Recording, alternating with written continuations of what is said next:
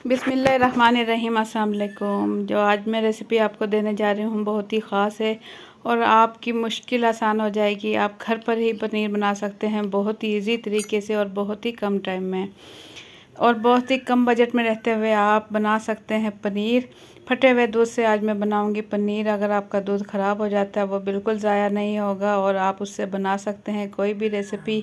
मेरे चैनल पर आप देख सकते हैं रसगुल्ले की, गुलाब जामुन की और बर्फ़ी की, और अब मैं बना रही हूँ पनीर की रेसिपी।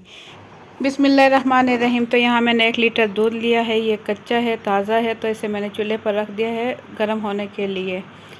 तो यहाँ मैंने ले लिया है 1 गिलास ठंडा पानी और इसके साथ मैंने ले लिया है 2 लीमू का रस। 2 लीमू का रस लेने के बाद मैं ये लीमू का रस डाल दूँगी इस पानी में।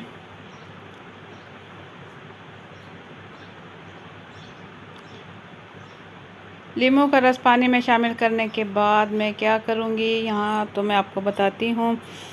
तो यहाँ जो मैंने दूध चूल्हे पर रखा था इसमें उबाल आने लगा है। ये देखें ऊपर इसके मलाई आने लगी है और मैं इसमें चम्मच चलाऊँगी। उबाल आने पर मैं इसका मैंने चूल्हा बिल्कुल कम कर दिया है। तो इसमें मैं डाल दूँगी ये पानी जिसमें मैंने लीमू मिक्स किया था। इस टाइम चूल्हे की फ्लेम बिल्कुल मैंने ज़ीरो पे कर दी है ताकि दूध अच्छे से फट जाए। अगर तेज़ आंच पर अगर हम पानी डालेंगे लीमू का, या सिरका भी डाल सकते हैं, 2 चम्मच सिरका भी इस्तेमाल कर सकते हैं। तो यहाँ मैंने लीमू का इस्तेमाल किया है। हल्की आंच पर अब मैं चम्मच चलाती रहूँगी ताकि दूध फट जाए। तो यहाँ मैं आपको दिखाऊँ, ये दूध अच्छे से फट चुका है, पानी से अलग हो चुका है। ये देखें इस तरीके से इसके पीसीस बन चुके हैं। तो अगर आपके पास दूध नॉर्मल जो होता है वो गर्मी की वजह से ख़राब हो जाता है, फट जाता है, तो उससे भी आप ये रेसिपी बना सकते हैं।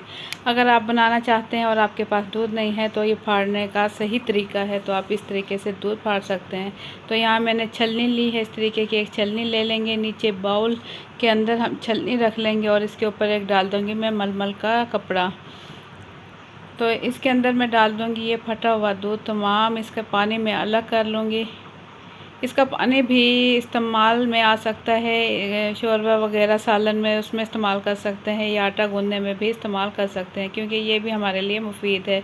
तो इस टाइम मैं इसमें डाल दूँगी पानी, नॉर्मल टेम्परेचर का ये पानी इसमें डाल दूँगी ताकि जो लीमू की हल्की हल्की खटास है वो भी निकल जाए और जो है ये दूध अच्छे से साफ़ भी हो जाए।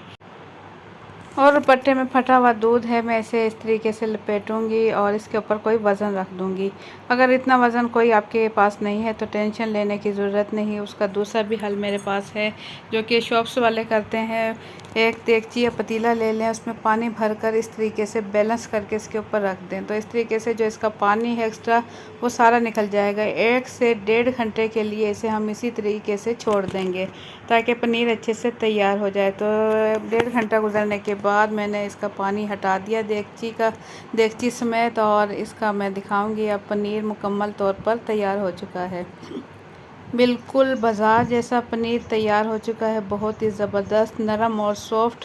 बाज़ार से आप इतना महंगा पनीर लेते हो, उससे बेहतर है आप घर पर तैयार करें। ये देखें बहुत ही ज़बरदस्त तैयार हो चुका है। मैं इसके बाउल में पानी लेने के बाद पनीर में रख दूँगी पानी में ताकि इसका वज़न भी बढ़ जाए। जो आप बाज़ार से लेते हैं तो वो भी पानी में ही रखा होता है, वो उसी टाइम आपको निकाल कर देते हैं, उससे इसका वज़न भी बढ़ जाता है और पानी में ये ख़राब भी नहीं होता। तो 1 हफ़्ता आप इसी तरीके से पानी में रख कर फ्रीज़ कर सकते हैं इसे और इस्तेमाल कर सकते हैं। तो 10 से 15 मिनट गुजरने के बाद ही मैंने निकाल लिया और मैं आपको इसकी कटिंग करके दिखाऊंगी कि कितनी ज़बरदस्त पनीर, 1 लीटर दूध में इतनी ज़्यादा पनीर जो है तैयार हो चुकी है।